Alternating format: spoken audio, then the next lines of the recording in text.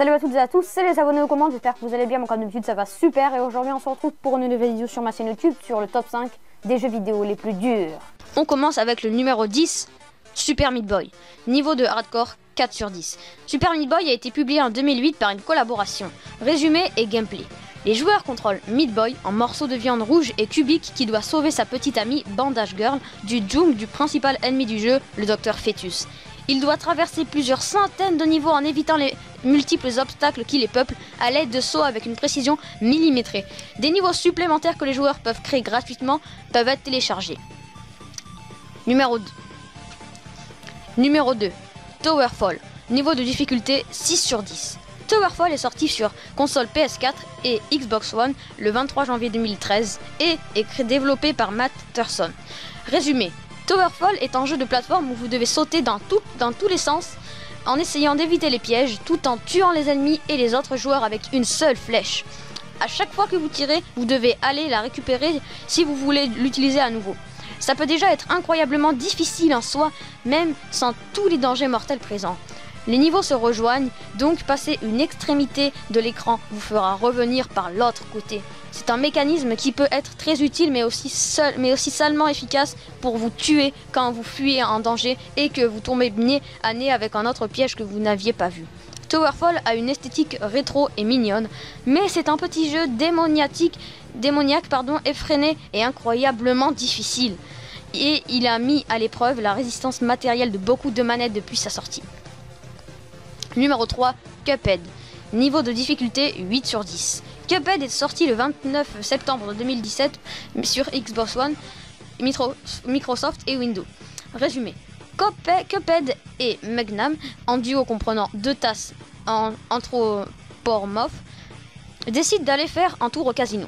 Tout se passe bien jusqu'au moment où le diable en personne, qui est le possesseur du casino, leur propose une idée. En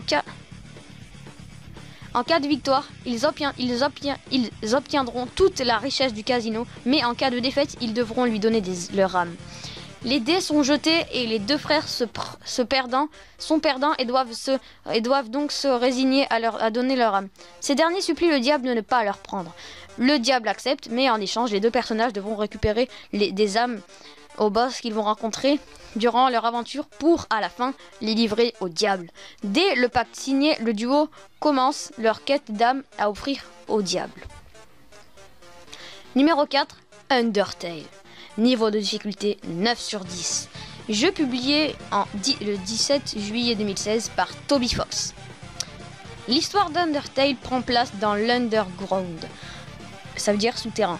Une partie du monde où les monstres, vivant autrefois en paix avec les humains, fut bannie après une guerre entre les deux races. Cette zone est séparée de la surface par une barrière magique imparfaite, le seul moyen d'y entrer se trouvant au mont Ebot.